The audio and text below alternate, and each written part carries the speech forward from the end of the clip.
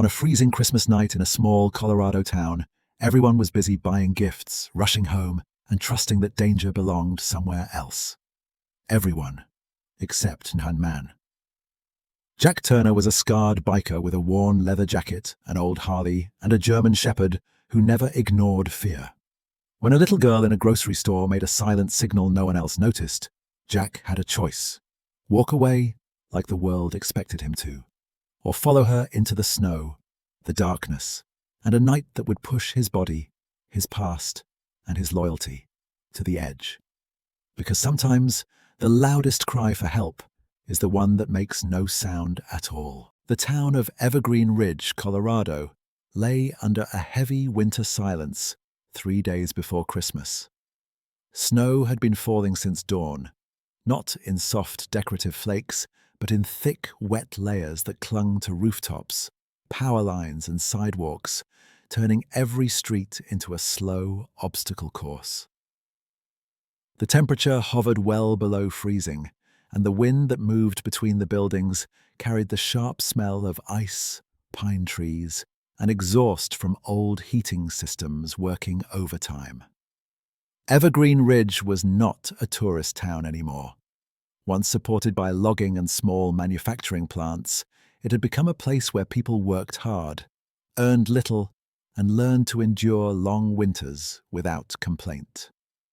Christmas lights hung across Main Street, some flickering unevenly because of faulty wiring. Wreaths decorated store windows, and speakers mounted on lampposts played familiar holiday songs at a low volume, struggling against the wind. The decorations tried to suggest warmth, but the cold had its own authority here. It settled into bones, joints, and memories. Jack Turner rode into town just before dusk on his old Harley Davidson. The motorcycle was more than 20 years old, its black paint dulled and chipped, chrome scratched and clouded from years of use and poor storage. The engine coughed when Jack eased off the throttle, producing a rough, uneven sound that locals recognized immediately. People in Evergreen Ridge knew that bike. Some associated it with trouble. Others associated it with work. Very few associated it with kindness. Jack was 42 years old, tall and heavily built, the kind of man whose shoulders filled doorways without effort. His body carried the thickness of muscle earned through labor rather than training, shaped by years of lifting engines, hauling equipment, and working long shifts in cold garages. His skin was pale but weathered, roughened by wind and sun. Both arms were covered in old tattoos, names, symbols, faded designs that had lost sharpness over time. His beard was full and uneven, dark with noticeable streaks of grey, and his head was shaved close, except for a small strip of hair at the back that he kept tied into a short knot. His face was serious by default, with a heavy jaw and eyes that rarely showed emotion openly. People often mistook that stillness for anger. Jack wore a long-sleeved black leather biker jacket that had once been solid and protective, but was now worn thin at the elbows and shoulders. Small cracks lined the sleeves, and faint tears near the seams had been repaired more than once. Underneath, he wore a faded work shirt and heavy-duty pants, stained with grease that never fully washed out. His boots were thick and scarred, designed for long hours standing on concrete floors. Nothing he wore was new. Everything had a purpose. As Jack slowed near the grocery store parking lot, he brought the Harley to a stop and cut the engine. Silence followed, broken only by the wind and distant music. He sat still for a moment, hands resting on the handlebars, breath visible in the air. Cold always reminded him that he was alive. Pain in his joints reminded him of everything else. Beside him sat Ranger, a German Shepherd-type dog with a strong, compact build and a thick coat of black and brown fur. Ranger was nearly 6 years old, his muzzle just beginning to show lighter hairs around the edges. His eyes were amber and alert, constantly scanning his surroundings. Ranger did not pull on the leash or wander. He stayed close to Jack's left leg, moving only when Jack did. There was an ease between them that came from years of shared routines and quiet understanding. Ranger had been trained once, long ago, but what guided him now was instinct and familiarity rather than commands.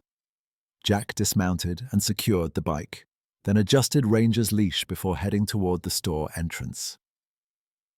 Automatic doors slid open, releasing a wave of warm air mixed with the smell of baked bread, coffee, cleaning chemicals, and artificial pine. The contrast between outside and inside made Jack's shoulders tense instinctively. Ranger shook snow from his fur once they crossed the threshold, then settled again at Jack's side. Inside, the store was busy but not chaotic. Families pushed carts filled with groceries and last-minute holiday items.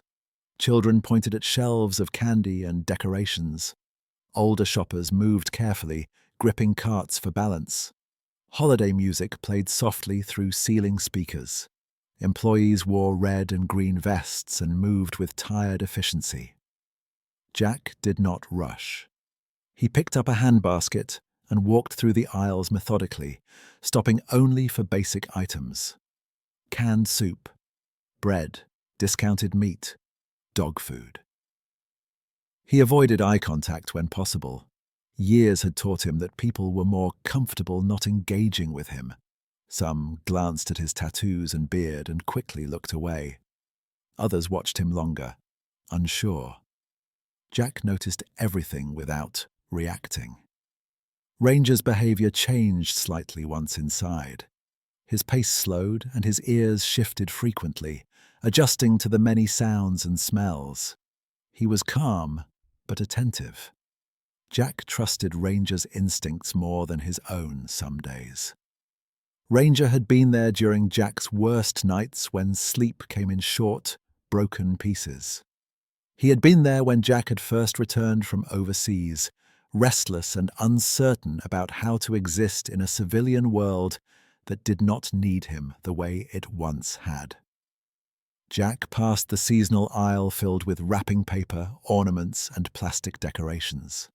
A display of small, artificial trees stood near the center, each wrapped in cheap lights. He paused briefly, not because he wanted one, but because something about the sight reminded him that this time of year was supposed to mean something. He moved on without stopping. Near the candy section, Jack bent down to retrieve a box that had fallen partly off a shelf. As he straightened, his gaze met that of a small girl standing a few feet away. She was around 8 years old, short and thin, wearing a light red Christmas sweater that looked worn and slightly too small. Her brown hair was pulled back loosely, strands escaping around her face. She held a stuffed toy against her chest, gripping it tightly. The girl's eyes were wide but controlled. She did not cry or speak. She looked directly at Jack, and for a brief moment, everything around them seemed to fade into background noise. Jack noticed Ranger before he noticed anything else. Ranger had stopped moving. His body was still, ears forward, attention fixed on the child. Jack straightened fully. The girl's hand lifted slowly. She did not wave. Her thumb folded inward and her finger twirled over it. The motion was deliberate, but unsteady. Jack's breath caught in his throat. He did not move. He did not speak. His mind worked quickly, sorting through memory and training he had hoped never to need again. That gesture was not random. It was not a child's nervous habit. It was something he had seen before, taught in safety briefings and community programs. A silent signal. Ranger shifted his weight and let out a low sound from his chest. Not loud enough to draw attention, but strong enough that Jack felt it through the leash. Jack tightened his grip slightly, his knuckles whitening under worn gloves. A man stood beside the girl. He was taller than average, wearing a thick jacket and jeans. His posture was rigid, his hand resting firmly around the girl's wrist. His face was turned away, focused on something down the aisle. He did not look like someone enjoying holiday shopping. He looked like someone waiting. The girl glanced once toward the man, then back to Jack. Her hand dropped back to her side. Ranger's eyes followed her every movement. Jack felt a familiar pressure settle into his chest. Not fear, responsibility. The holiday music continued overhead. Shoppers passed by without slowing. A cart rattled. Someone laughed near the bakery. Jack stayed where he was, silent and still, his attention fixed on the small space between himself, the girl, and the man beside her. Christmas was happening all around him. Something else was happening too. And Jack Turner understood in that moment that he was no longer just buying groceries. Jack Turner did not move right away. He had learned long ago that sudden actions, especially in public spaces, often made things worse before they made them better. He stood near the candy shelf with his basket hanging loosely from one hand, his posture relaxed enough to appear uninterested, but his attention was fully locked on the child and the man beside her. The grocery store continued around them, unchanged, almost aggressively normal. A cashier laughed at something a customer said. A cart bumped into another with a dull clatter. Somewhere near the front, a bell chimed as new shoppers entered from the cold. Ranger remained still at Jack's side, his leash slack but ready. The dog's breathing was slow and controlled, his eyes focused forward. He did not stare openly, but Jack could feel the tension traveling through the leash like a warning current. Ranger was not reacting to noise or movement. He was reacting to the girl. Jack shifted his weight slightly and turned his body a few degrees, giving himself a better angle without drawing attention. The man holding the girl's wrist adjusted his grip, not tightening visibly, but firm enough that the message was clear. The girl's shoulders stiffened. She did not resist. She had learned, Jack realized, to conserve her energy and her reactions. Jack studied the man carefully. He appeared to be in his late 30s or early 40s, average height, broad through the chest, with the stiff posture of someone who did not relax easily. His jacket was clean but cheap, zipped all the way up. His hair was cut short, his jaw unshaven. There was nothing dramatic about him. That was what made him easy to miss. He blended in. He looked like someone who belonged in a grocery store on a winter evening. Jack recognized that kind of danger, the kind that hid behind normal behavior. The girl shifted her stuffed toy from one arm to the other. Her fingers were pale from the cold and from gripping too tightly. She glanced toward the aisle exit, then back toward Jack, then quickly away again, as if she feared being caught looking. Her earlier hand signal had been brief, controlled, and intentional. She had not done it by accident, and now she was waiting. Jack felt a familiar tightening in his chest, a mixture of pressure and awareness that he had felt in other places, other years. It was the sensation of time narrowing, of decisions becoming fewer. Ranger lowered his head slightly and took a quiet step forward, then stopped when Jack's hand tightened on the leash. Jack did not look down. He did not need to. He trusted Ranger to understand restraint as much as action. The man spoke for the first time, his voice low and impatient. "Come on, we're done here." He tugged the girl gently but firmly towards the end of the aisle. The girl took 2 quick steps to keep up. Her shoes slipped slightly on the polished floor. She did not cry out. She did not look back again. Jack waited 3 seconds after. They started moving before following. He did not hurry. He picked up a box of crackers and placed it into his basket as if he were still shopping. Then he turned the corner and walked at a steady pace down the same aisle they had taken. The distance between them was enough to avoid suspicion, but close enough that Jack could track their movements. Ranger walked with his head low now, his nose working quietly, collecting information the way he always did. Jack's heart rate increased, but his breathing stayed controlled. Panic helped no one. They moved through the store toward the back, passing frozen foods, cleaning supplies, and seasonal overstock stacked on metal shelves. The crowd thinned as they went. Fewer families, fewer distractions. The lighting here was harsher, more industrial. Jack noticed something else as they walked. The man did not look around the way nervous people usually did. He did not check reflections or glance over his shoulder repeatedly. Instead, he moved with purpose, as if he already knew where he was going. That told Jack this was not a spontaneous decision. This was planned. The girl stumbled slightly near the end of the aisle. The man stopped abruptly and bent down as if to adjust something near her shoe. From a distance, it looked harmless. From closer, Jack saw the man lean in and say something quietly into the girl's ear. The girl's face tightened. She nodded once. Jack slowed, pretending to examine a display of paper towels. His jaw clenched. He had heard that tone before, used to control without shouting. Ranger let out a soft sound again, barely audible, a vibration rather than a noise. Jack rested his hand against Ranger's neck for half a second, grounding both of them. They reached a set of doors marked "Employees Only." The man glanced around briefly, then pushed the door open and guided the girl through. The door swung shut behind them. Jack stopped. That door was a boundary. Crossing it meant escalation. It meant no longer being just a shopper who noticed something strange. It meant stepping into a situation that could not be undone easily.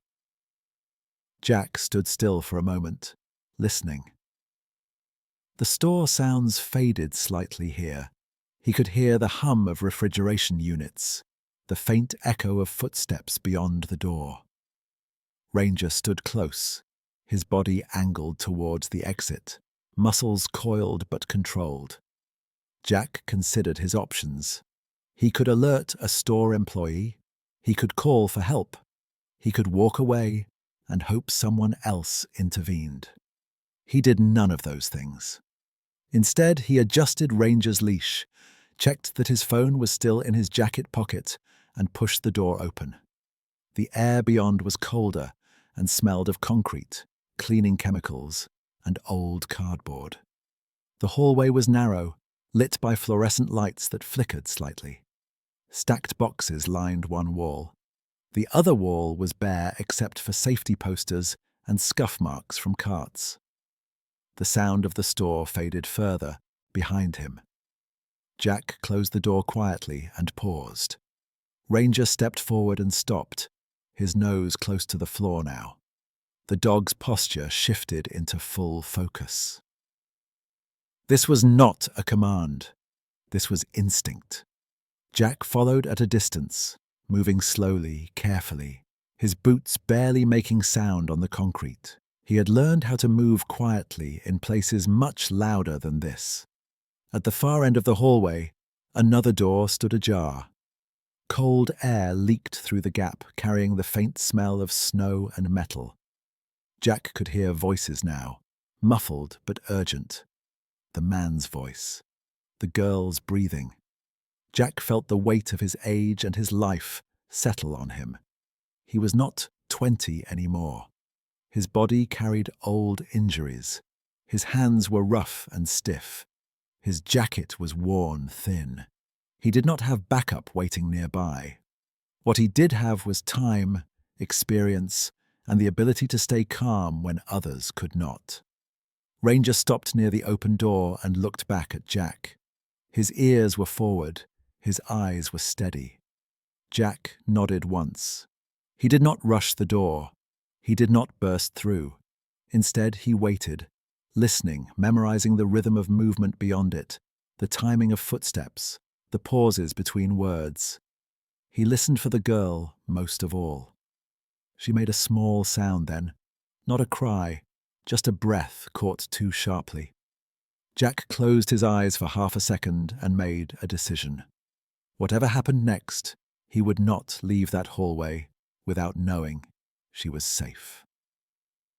The Christmas music from the store drifted faintly down the corridor, distorted and distant. Snow tapped lightly against a metal door somewhere outside.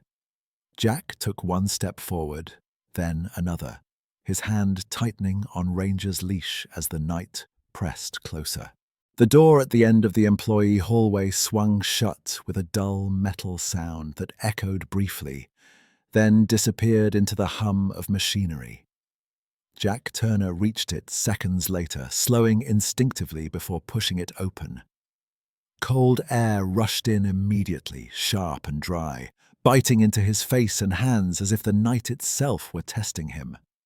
Snow blew sideways across the narrow loading area behind the grocery store, driven by a wind that carried no patience and no mercy. Outside, the world felt very different from the warm, crowded aisles inside. There were no holiday displays here, no music loud enough to soften the edges.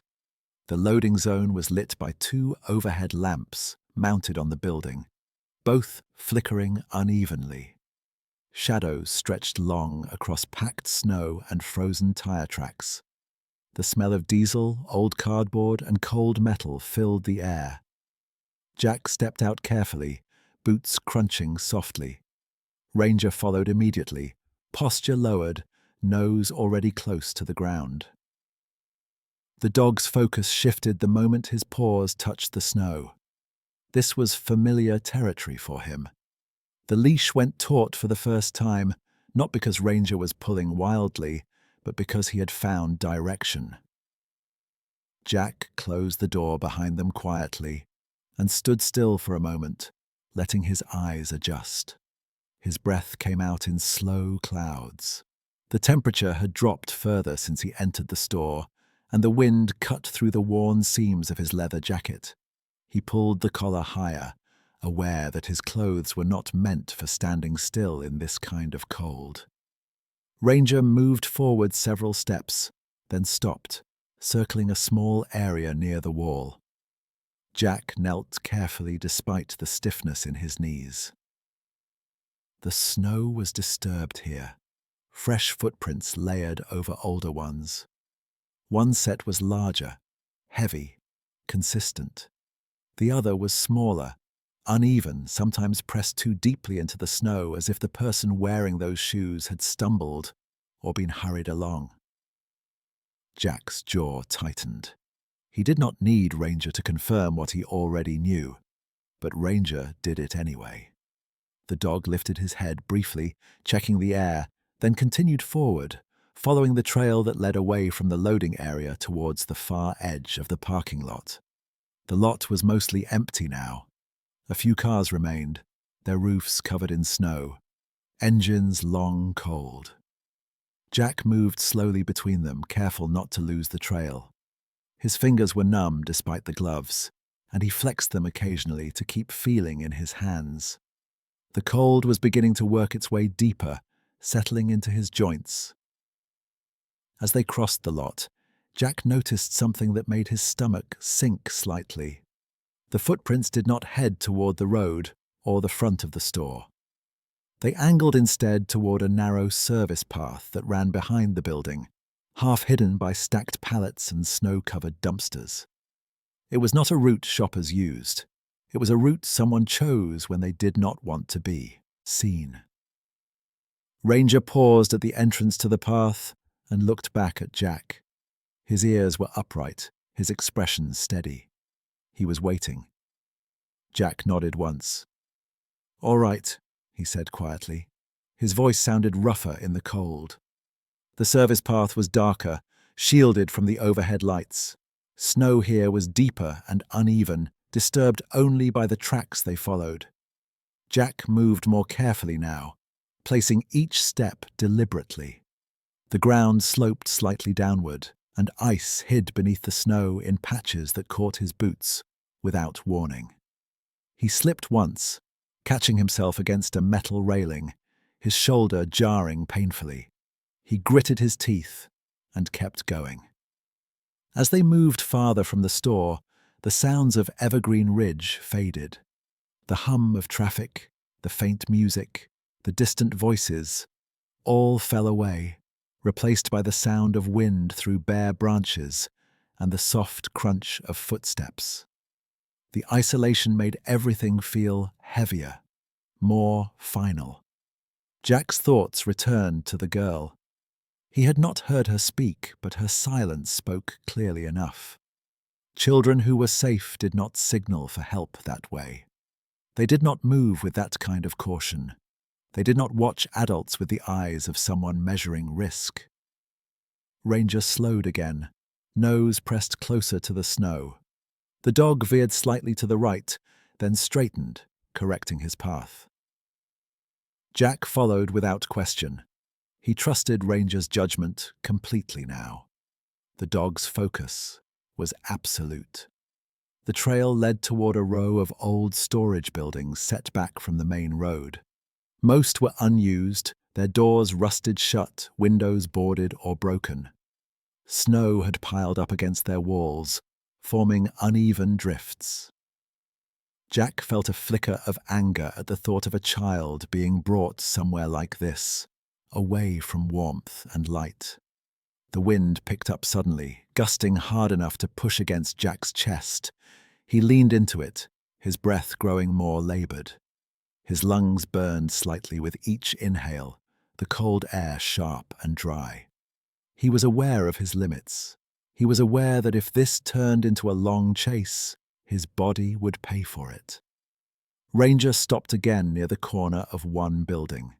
He sniffed the ground, then lifted his head, turning it slightly as if listening. Jack held still, scanning the area. The snow here showed signs of disturbance, but the tracks were less clear, partially filled in by fresh snowfall. Then Jack heard it. Not a voice, not a cry, just a sound that did not belong to the wind. A short, uneven breath carried briefly through the air before being swallowed again. Jack's heart rate jumped. Ranger reacted immediately, stepping forward with renewed urgency. Jack tightened his grip on the leash, not to restrain the dog, but to stay connected.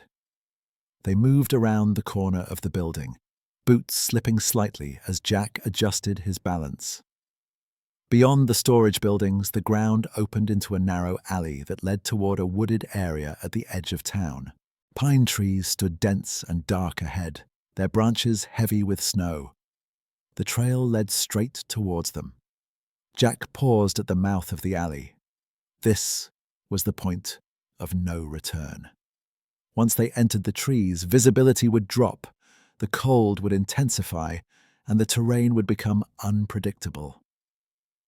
He thought briefly about calling for help again, but his phone remained dead in his pocket. Even if it weren't, he knew response time would be slow in this weather. He looked down at Ranger. The dog met his gaze, steady and focused, tail low but controlled. Ranger was ready. Jack exhaled slowly and stepped forward. The snow was deeper beneath the trees, muffling sound and making each step harder. Branches brushed against Jack's shoulders and jacket, knocking loose clumps of snow that slid down his back and melted against his skin. His jacket absorbed the cold quickly, becoming heavier, stiffer. Ranger moved ahead, weaving between trees with practiced ease. He did not rush blindly. He checked the ground, the air, adjusting constantly. Jack followed as best he could, his breathing louder now despite his efforts to control it. After several minutes, Jack noticed something small lying in the snow near a fallen branch. Ranger stopped beside it and looked back at Jack. Jack crouched and brushed away the snow with his glove. It was a child's mitten, thin and pink, damp from contact with the ground. Jack held it for a moment, then tucked it carefully into his jacket pocket. That small object made everything real in a way nothing else had. The girl was cold. She was losing things. She was running out of time. Jack stood and urged himself forward, ignoring the ache spreading through his legs and back. The wind howled louder in the trees now, carrying snow in sharp bursts that stung his face. His beard was stiff with ice. His hands shook slightly, whether from cold or effort he did not know. Ahead, Ranger slowed again, his posture changing subtly. The dog's ears flattened slightly as he approached a bend in the trail. Jack followed, heart pounding. The trail curved downward, the ground sloping toward a shallow ravine, partially hidden by snow and brush. Beyond it, the trees thinned slightly, revealing a faint outline of a structure deeper in the woods. Jack stopped at the edge of the slope. He could not see clearly yet. He did not know exactly what waited ahead, but he knew this was where the trail was leading. He tightened his grip on the leash, steadying himself. Whatever came next, there would be no turning back. Jack Turner stood at the edge of the shallow ravine, longer than he meant to. The slope ahead dipped sharply, its surface hidden beneath uneven layers of snow and ice that reflected the weak moonlight. Pine branches hung low overhead, weighed down by fresh snowfall, narrowing the path into something that felt more like a corridor than open forest. The wind funneled through the trees, colder here, sharper, carrying with it a damp chill that sank quickly into skin and muscle. Ranger stopped beside him, posture alert but patient. The dog's breathing was steady, his focus unwavering. He waited, as if understanding that this pause mattered. Jack rolled his shoulders once, feeling the stiffness protest. His leather jacket creaked faintly as he moved. The cold had worked its way past the worn seams, settling into his back and chest. His knees throbbed, especially the one he had hit earlier. He flexed his fingers inside his gloves and felt only partial response. The night was beginning to take its toll. He stepped forward carefully, planting one boot into the snow at the edge of the slope. The surface held barely. He shifted his weight slowly, testing each step before committing. Ranger moved ahead with quiet confidence, paws finding traction where Jack's boots struggled. The leash stayed taut, not pulling, but guiding. Halfway down the slope, Jack slipped. It was not a dramatic fall, but it was enough. His foot slid out from under him, and he dropped to one knee, his hand striking the frozen ground to steady himself. Pain flared up his arm and into his shoulder. He stayed still for a moment, breathing through it, jaw clenched. Ranger stopped immediately and turned back. He stepped closer, placing himself between Jack and the open slope as if offering balance. Jack reached out and rested his hand briefly against Ranger's thick fur. The contact grounded him. "I'm good," Jack muttered, more to himself than to the dog. It took effort to stand again. His body felt heavier now, movements slower. He was aware, acutely, of how much energy he was spending just to stay upright. The forest did not care about his limits. The cold did not negotiate. At the bottom of the ravine, the trail leveled out slightly before continuing deeper into the trees. Snow here was more disturbed. Footprints overlapped, some sliding, some stopping abruptly. Jack knelt again, ignoring the sharp sting in his knee. The smaller footprints were closer together now. Shorter steps pressed deeper into the snow. "She's tired," Jack said quietly, stating the obvious because saying it made it real. Ranger moved forward again, nose low, tail steady. The dog's pace slowed just enough to keep Jack from falling behind completely. It was not something Jack had trained him to do. Ranger adjusted naturally, matching his partner's limits. The forest grew denser as they moved on. Visibility dropped, the trees blocking what little moonlight there was. Snow fell thicker, now large flakes sticking to Jack's beard and eyelashes. His breath came out harsher, his chest tight. He had been cold many times in his life, but this cold was different. It was persistent. It stayed. A sound drifted through the trees ahead. It was faint and irregular, easy to miss if Jack had not already been listening for it. A small intake of breath, followed by a soft, uneven exhale. Jack stopped instantly. Ranger froze. They stood like that for several seconds, the forest silent except for wind and falling snow. Then it came again. Closer this time. Jack's heart pounded. He forced himself to slow his breathing, to keep his thoughts clear. He scanned the area ahead, eyes adjusting to shadows, shapes forming slowly. "Easy," he whispered, more to himself than anyone else. Ranger took 2 careful steps forward, then paused. Jack followed, placing his feet deliberately. Each movement sent a jolt of cold pain through his joints, but he ignored it. They came around a bend in the trail, and Jack saw her for the first time since the store. The girl stood near a fallen log, her back partially turned. She was smaller than he remembered, her shoulders hunched, her red sweater darkened in places by melted snow. One sleeve hung lower than the other. Her stuffed toy was gone. Her hands were clenched at her sides, fingers bare. She did not run. She did not scream. She turned slowly when she heard movement, her eyes widening slightly as she recognized Ranger first, then Jack behind him. Relief flickered across her face, quickly followed by fear. Her gaze darted past them, back into the trees. Jack stopped where he was, keeping distance. He lowered himself slightly, bending at the knees despite the pain. He made sure his hands were visible, open. "It's okay," he said quietly, his voice steady but gentle. "You did the right thing." The girl shook her head, small and fast. "He said I shouldn't talk," she whispered. Her voice was thin, strained by cold and exhaustion.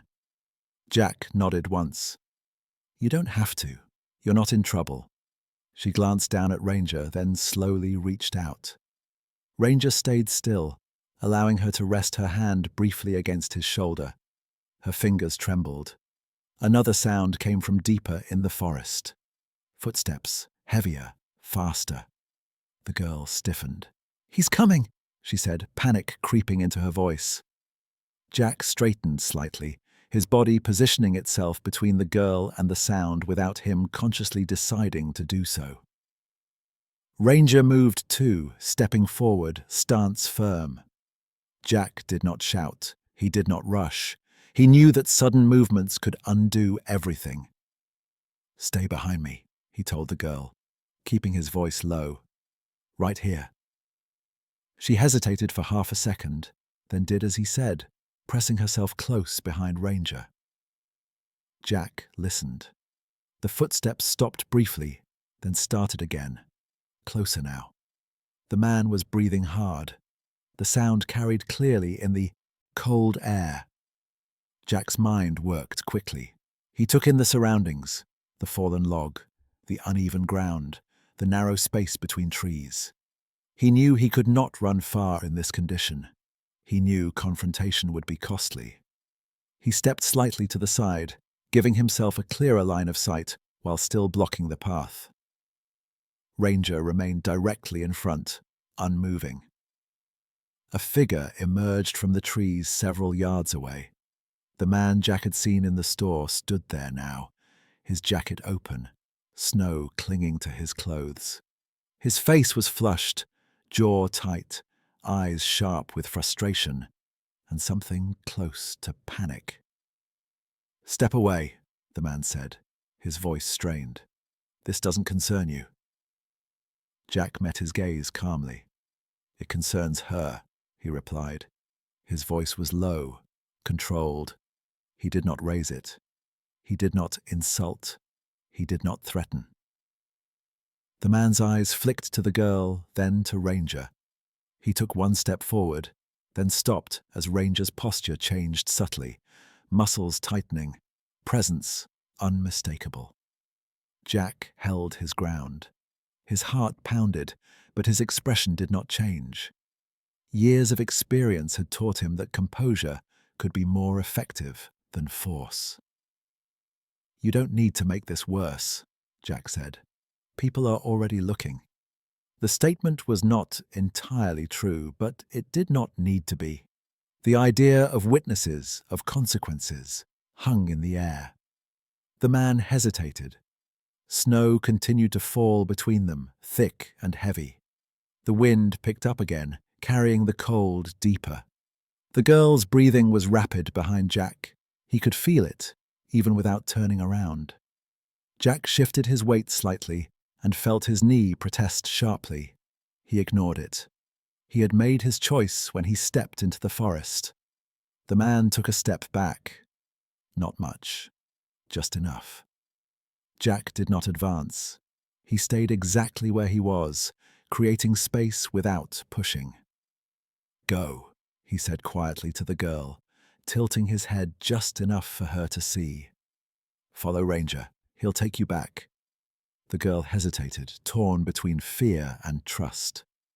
Ranger looked back at her once, then turned and took a slow step away from Jack, inviting her to follow. She moved, staying close to the dog's side, her steps uncertain but determined. Jack did not turn to watch her go. He kept his eyes on the man, maintaining the barrier with his body and presence alone. Snow fell harder now, blurring edges, muting sound. Jack's legs shook slightly from strain and cold, but he stood firm. The man stared at him for several long seconds, then turned abruptly and disappeared back into the trees, his footsteps fading quickly. Jack waited until the sound was completely gone before allowing himself to exhale fully. He turned slowly and followed Ranger and the girl, each step heavier than the last, knowing that the hardest part was not over yet. Jack Turner did not let himself relax when the man disappeared into the trees. Experience had taught him that relief too early often led to mistakes.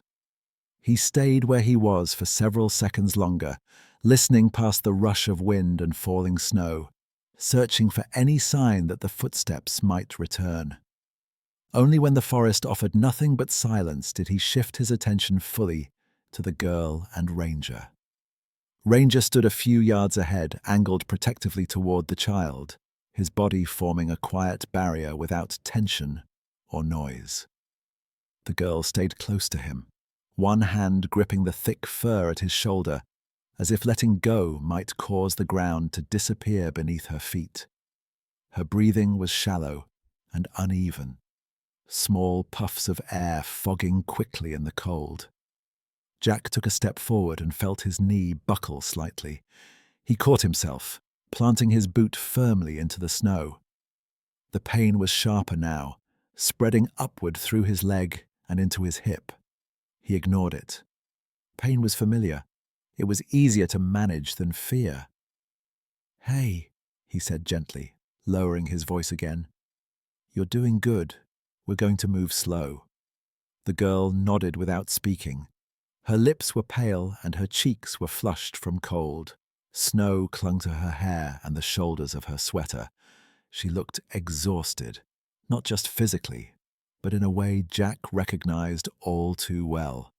The exhaustion of staying alert for too long. Jack glanced at Ranger. The dog met his eyes briefly, then looked back toward the direction they had come from. Ranger's posture told Jack what he already suspected. Staying here was not an option. The man might return. The cold would worsen. The girl needed warmth. Jack turned his body slightly, positioning himself behind them now instead of in front. It was harder on him, but it kept the girl within his line of sight and allowed Ranger to lead. "Follow him," Jack said to her quietly. "He knows the way." She took a tentative step forward, then another. Ranger adjusted his pace immediately, moving slower than before, careful not to pull. Jack followed several steps behind, his boots sinking deeper into the snow with each stride. The trail back up the ravine felt steeper now. The wind had shifted, blowing directly into their faces. Jack's breathing grew heavier despite his efforts to control it. Each inhale burned his chest. His jacket was stiff with ice along the seams, and the cold had numbed his shoulders almost completely. His fingers felt clumsy, lacking precision. He was acutely aware of how little margin he had left. They reached the base of the slope where Jack had slipped earlier. Ranger stopped and looked back, then took a different route, angling toward a slightly less steep section. Jack nodded again, grateful. He guided the girl carefully, placing a hand lightly near her back without touching, ready to steady her if she lost balance. Halfway up, Jack's knee gave out again. This time he dropped fully, landing hard on one side. Snow packed against his face and jacket. For a moment, he stayed there, breathing heavily, the cold seeping through instantly. The girl turned in alarm. "Are you okay?" she asked, her voice trembling. Jack forced himself to push up onto one elbow. "Yeah," he said, though it took effort to make the words sound convincing.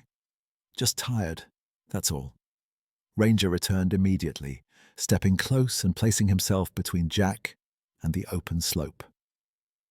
Jack used the dog's solid presence to pull himself upright again, leaning briefly against Ranger's shoulder before standing fully. "Thank you, buddy," Jack muttered, giving Ranger a quick pat. The climb continued. It felt endless. The forest seemed to press closer, branches swaying overhead, snow falling thicker now. Visibility shrinking to a narrow tunnel of white and shadow. Jack's thoughts began to blur at the edges. He focused on simple things. One step, then out the next. Keep the girl moving. Keep Ranger in sight. At the top of the slope, the trail widened slightly, and Jack paused again, bending forward with his hands braced on his knees. His breath came out in harsh bursts. He closed his eyes briefly, then opened them again before dizziness could take hold.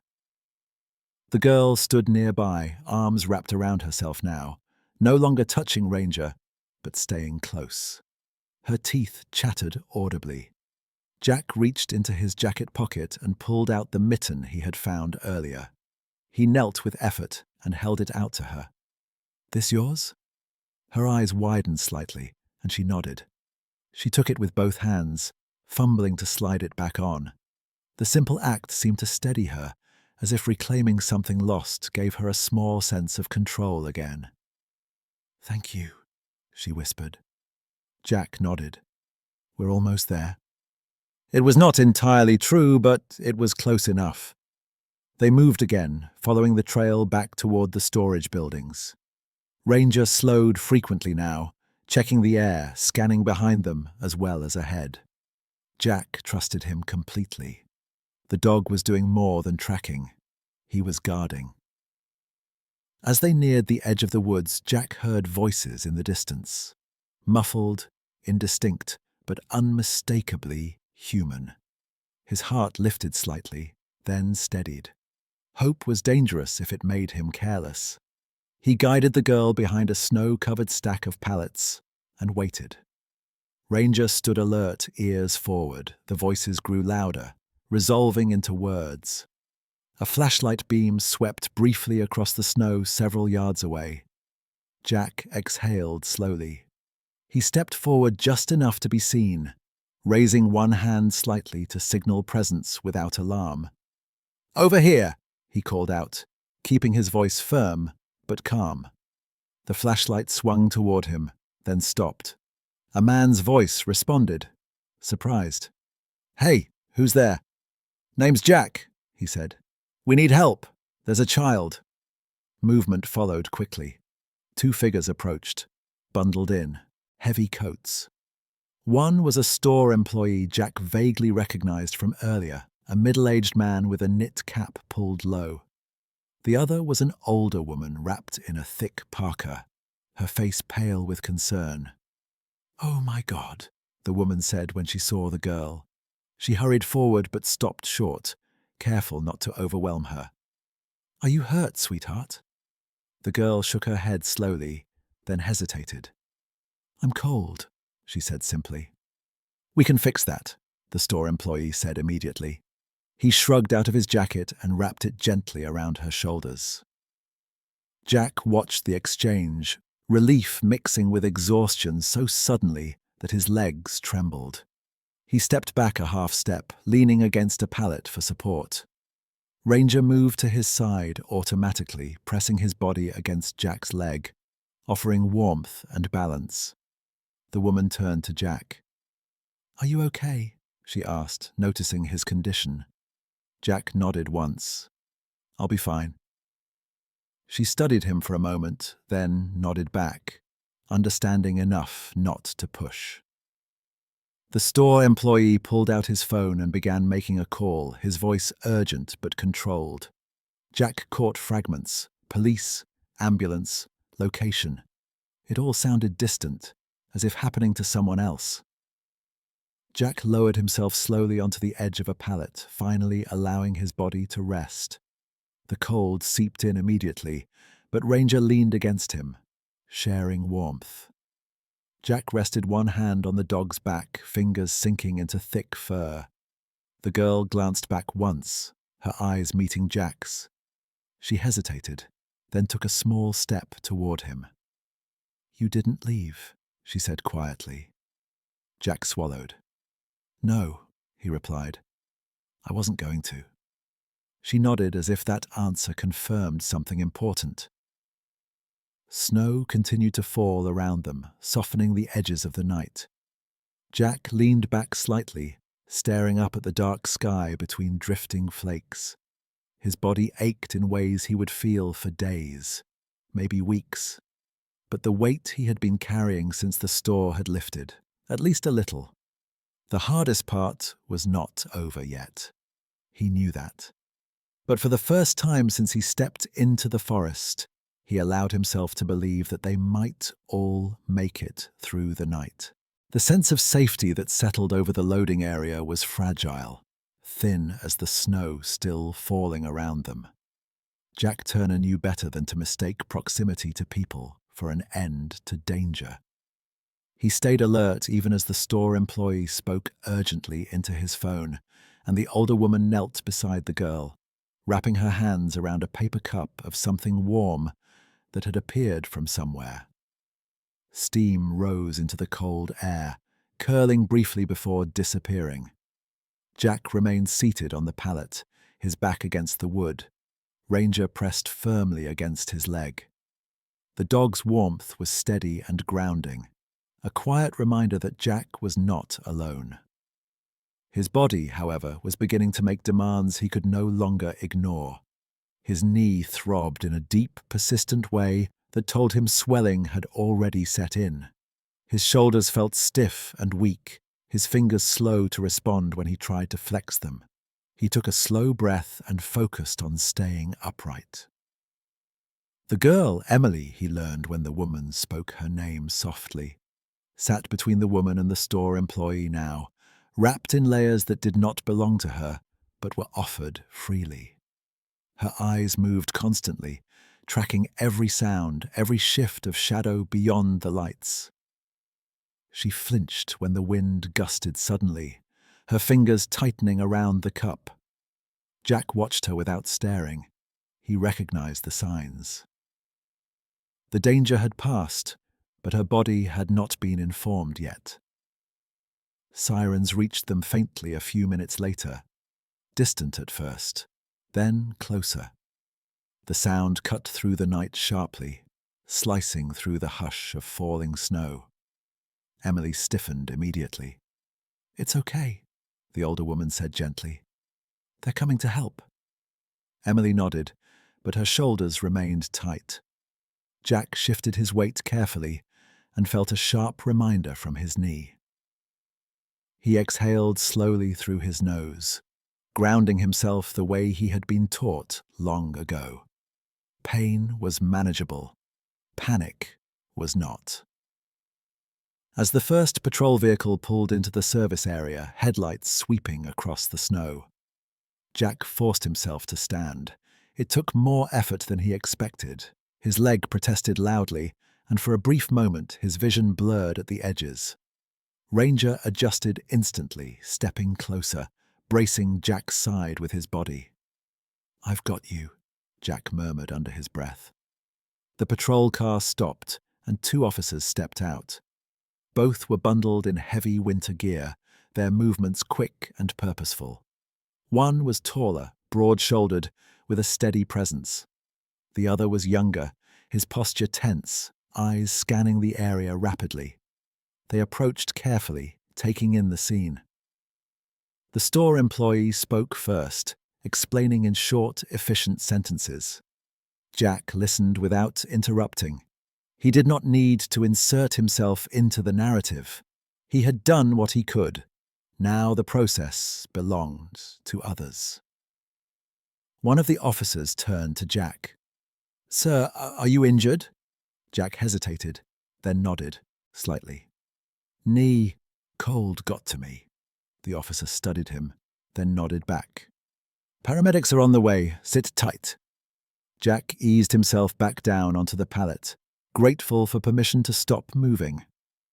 Ranger sat beside him, still alert but calmer now, his tail resting against the snow. Jack rested his hand on the dog's back, feeling the steady rise and fall of his breathing. Another vehicle arrived moments later, followed by flashing lights that painted the nearby buildings in alternating colors. The brightness made Jack squint. He looked away, focusing instead on the ground at his feet, on Ranger's presence, on keeping himself oriented. Emily was guided gently toward one of the officers. She resisted at first, her gaze darting toward the woods again. The older woman stayed close, one hand on Emily's shoulder, offering quiet reassurance. "It's all right," Jack said softly when Emily glanced back at him. "They're here now." She hesitated, then nodded. She did not smile, but her breathing slowed slightly. As the officers coordinated, Jack's attention drifted inward. The adrenaline that had carried him through the forest began to fade, leaving behind a deep, bone-level exhaustion. His hands trembled faintly. He tucked them into his jacket pockets to hide it. He was aware of Ranger's attention on him now. The dog watched Jack more closely than the surroundings, as if sensing the shift. Ranger leaned in a little more, offering support without instruction. "You did good," Jack whispered, his voice rough. Ranger's ears flicked, but he did not move away. The sound of footsteps crunching through snow reached them from another direction. Jack lifted his head slightly, tension returning despite himself. But this time, it was different. A woman hurried into the light, her coat unzipped, hair loose and damp with snow. Her face was pale, eyes wide with fear and relief tangled together. She scanned the area desperately until her gaze locked onto Emily. "Emily," she breathed, then ran forward. Emily turned, froze for half a second, then broke into motion. She dropped the cup and ran, arms outstretched. The woman fell to her knees in the snow, catching her tightly, wrapping herself around her child as if afraid she might disappear again. She spoke in broken phrases, voice shaking, repeating Emily's name over and over. Jack looked away, giving them space. His chest tightened unexpectedly, a pressure he did not fully understand. He focused instead on Ranger scratching gently behind the dog's ear. The older officer approached Jack again, this time crouching slightly to meet his eye level. "You're the one who followed them." Jack nodded. "I didn't want to lose her." The officer studied him carefully, then nodded once. "That was the right call, not an easy one." Jack shrugged slightly. "Someone had to." The officer glanced at Ranger. "Good dog." Ranger remained still, accepting. The acknowledgement, without reaction. The paramedics arrived shortly after, their movements efficient despite the snow. They checked Emily first, then turned their attention to Jack. Jack answered questions briefly. Honestly, yes, he was cold. Yes, his knee hurt. No, he had not hit his head. They wrapped a thermal blanket around his shoulders. The warmth was immediate and almost overwhelming. Jack closed his eyes briefly, then opened them again, forcing himself to stay present. As the situation settled into a rhythm of procedure and care, Jack felt something else surface beneath the exhaustion. A quiet unease. The man in the woods had left, but he had not been found. The story was not complete yet. Jack voiced the concern quietly to the officer. He ran back into the trees. Didn't see where he went after that. The officer nodded grimly. We've got units searching the area. With this weather, he won't get far. Jack accepted that answer, though it did little to ease the tension in his chest. Emily and her mother were guided toward a waiting vehicle, wrapped in blankets. Before getting in, Emily looked back one last time. Her eyes met Jack's across the space between flashing lights and falling snow. "Thank you," she said quietly. Her voice was steadier now. Jack nodded once. "You were brave." She seemed to think about that, then nodded back before turning away. The vehicle door closed gently, and they drove off slowly, tires crunching over snow. Jack watched until the taillights disappeared. Only then did he allow his shoulders to slump slightly. Ranger pressed closer, sensing the release. Jack rested his forehead briefly against the dog's head, a gesture he rarely allowed himself. "Let's get you home," Jack murmured.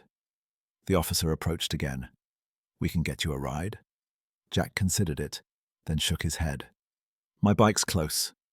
The officer hesitated, then nodded. "All right, take it slow." As the emergency lights dimmed and the crowd thinned, Jack stood once more, testing his weight carefully. It hurt, but it held.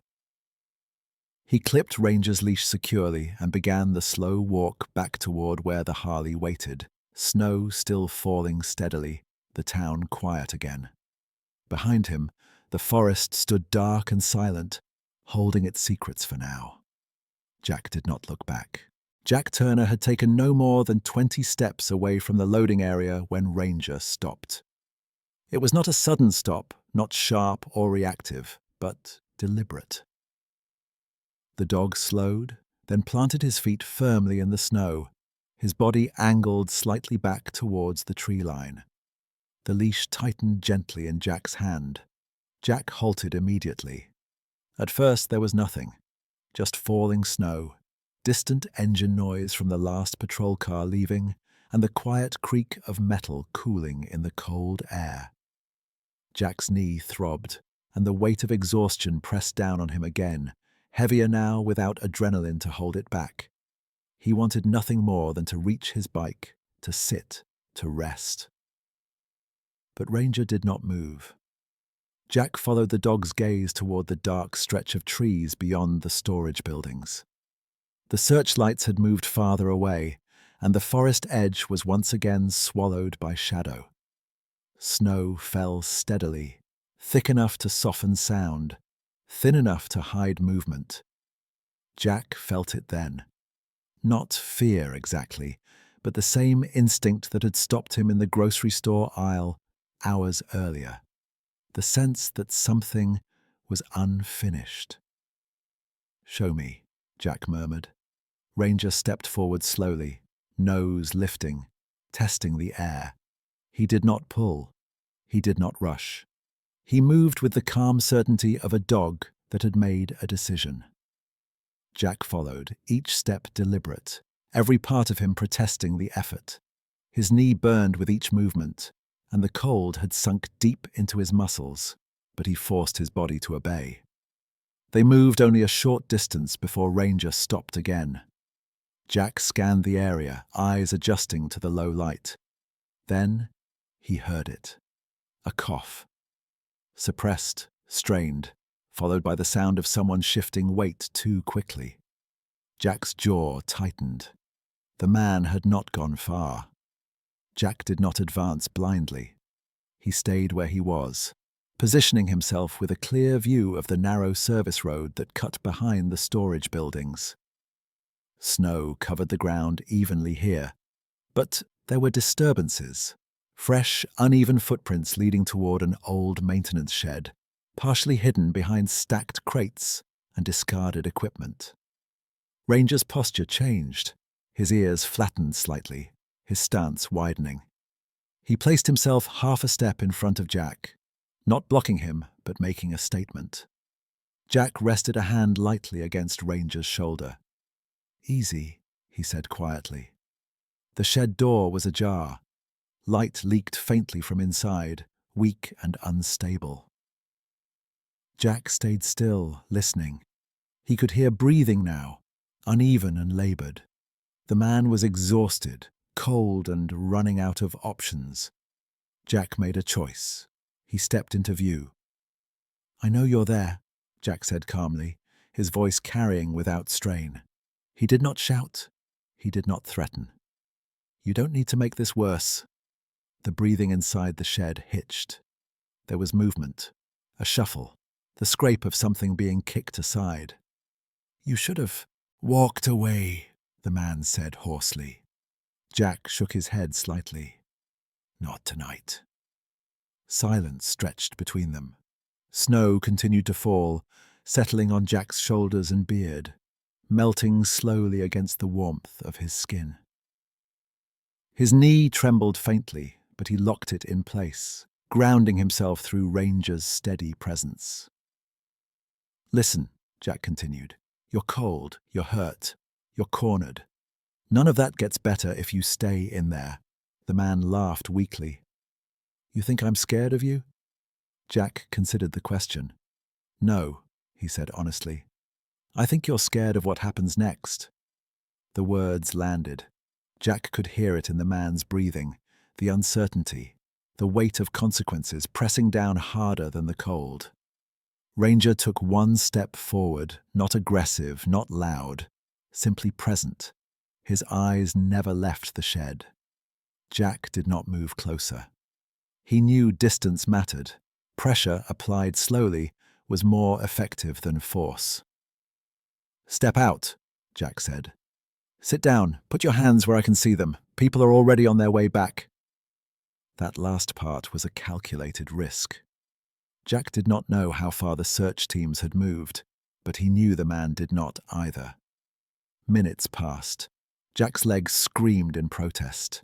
He shifted his weight carefully, refusing to show weakness. Ranger adjusted with him, mirroring the movement, keeping the space closed. The shed door creaked open another inch. The man stepped into the light, his face pale, lips blue from cold. His jacket was torn at the shoulder, his hands shaking visibly. He looked smaller now than he had in the store, his confidence stripped away by the night. Jack kept his hands visible. "That's it," he said calmly. "Just like that." The man took another step, then stopped. His eyes flicked toward Ranger, then back to Jack. "I didn't hurt her," he said quickly. "I swear." Jack held his gaze. "That's good," he replied. "Let's keep it that way." Sirens sounded faintly in the distance again, closer than before. The man flinched. Ranger stood perfectly still, a quiet wall of presence between escape and consequence. The man's shoulders sagged. He exhaled a long, shaky breath and sat down heavily in the snow just outside the shed. His hands came up, palms open. Jack did not move until he was certain. Then, slowly, he reached for his phone and held it up, the screen lighting his face as it connected again, just enough signal returning to carry his location. He spoke quietly, efficiently, giving directions. When the patrol vehicles returned, lights flashing through the snow, Jack finally allowed himself to step back. His knee nearly buckled, and Ranger shifted instantly, pressing into him to keep him upright. The officers approached cautiously, then quickly once they assessed the situation. They spoke to the man, guided him gently but firmly, and led him away. Jack watched without satisfaction, without anger, only relief. One of the officers turned to him. "You stayed," he said. It was not a question. Jack nodded once. Someone had to. As the vehicles pulled away again, the night seemed to exhale. Snow fell softer now, the wind easing slightly. The shed stood empty and quiet.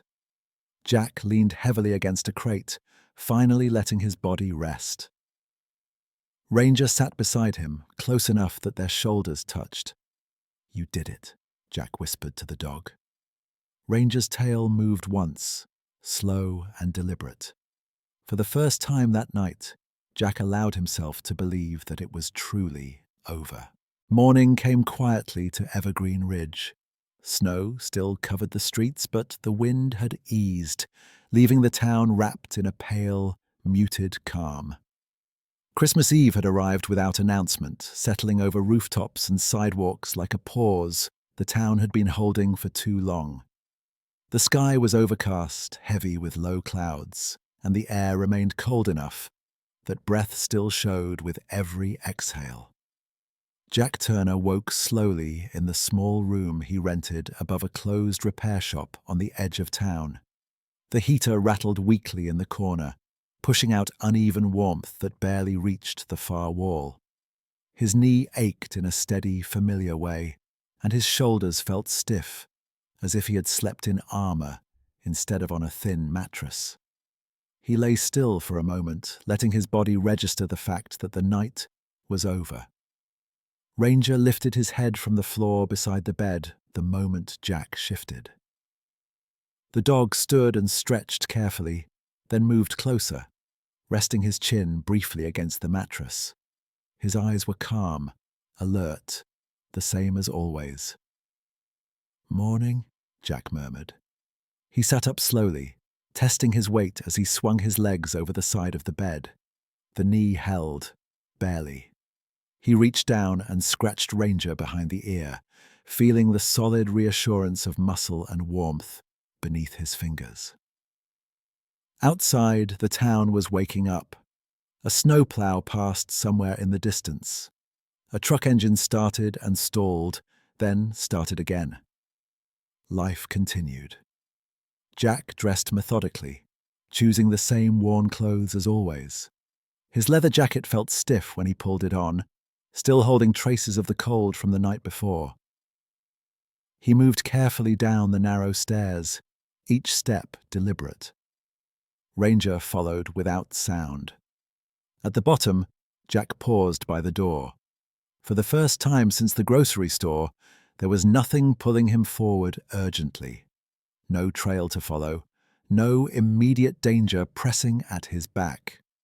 The stillness felt strange. He stepped outside. Main Street looked different in daylight. Snowbanks lined the sidewalks, piled unevenly by plows. Christmas decorations appeared simpler now, less dramatic, but somehow more honest. Store windows glowed softly. A few people moved about, bundled in coats, carrying bags, greeting one another with brief nods and quiet words. Jack walked toward the diner at the corner, Ranger at his side. His pace was slower than usual, his body still recovering, but he did not rush. When he reached the door, he hesitated briefly, then went in. Warmth and the smell of coffee enveloped him immediately. The diner was half full, occupied mostly by locals. Conversation hummed softly. Someone laughed near the counter. A radio played holiday music at low volume. A few heads turned when Jack entered. Some people recognized him. Some didn't. The reactions were familiar: curiosity, uncertainty, indifference. Jack moved toward a corner booth and sat down carefully. Ranger settled at his feet, resting his head against Jack's boot. The waitress approached a moment later. She was in her late 30s, hair pulled back, eyes tired but kind. Jack had seen her before, though they had never spoken much. "You look like you could use something hot," she said simply. Jack nodded. "Coffee would be good." She glanced down at Ranger and smiled. "And some water for him." Jack met her eyes briefly. "Thanks." As she walked away, Jack leaned back slightly, letting the warmth seep into him. His knee protested when he shifted, but the pain was manageable now. He rested his hand on the table, fingers relaxed for the first time in hours. A few minutes later, the bell over the diner door rang again. Jack did not look up right away. He was focused on the steam rising from his coffee, the way the cup warmed his hands. "Excuse me," a woman's voice said gently. Jack looked up. Emily's mother stood there, her coat clean but still marked by the night before. Her eyes were tired, but there was colour in her face now. Emily stood beside her, wrapped in a thick winter jacket, a knit hat pulled low over her ears. She looked different in daylight, smaller, calmer, still watchful, but no longer frozen in fear. Ranger noticed her instantly, his head lifted, tail moving once, slow and controlled. Emily's face softened when she saw him. "Hi," her mother said. "I hope it's okay." Jack nodded and stood carefully, then thought better of it and stayed seated. "It's fine." Emily stepped forward slightly, her hands tucked into her jacket sleeves. She looked at Jack, then at Ranger, then back at Jack again. "I wanted to say thank you," her mother said. "I didn't get the chance last night. Everything happened so fast." Jack shook his head. "You don't owe me anything." Emily shifted her weight. "He stayed," she said quietly, looking at her mother, then back at Jack. "He didn't leave." Jack felt something tighten in his chest. He nodded once. "You were brave," he said. "That helped." Emily looked down at Ranger. "Can I?" she asked. Jack glanced at Ranger, who remained still, calm. "Go ahead." Emily knelt carefully and rested her hand on Ranger's back. The dog did not move away. He accepted the contact, steady and patient. Emily's shoulders relaxed slightly, as if something inside her had finally settled. The waitress returned with coffee and water, pausing when she saw the group.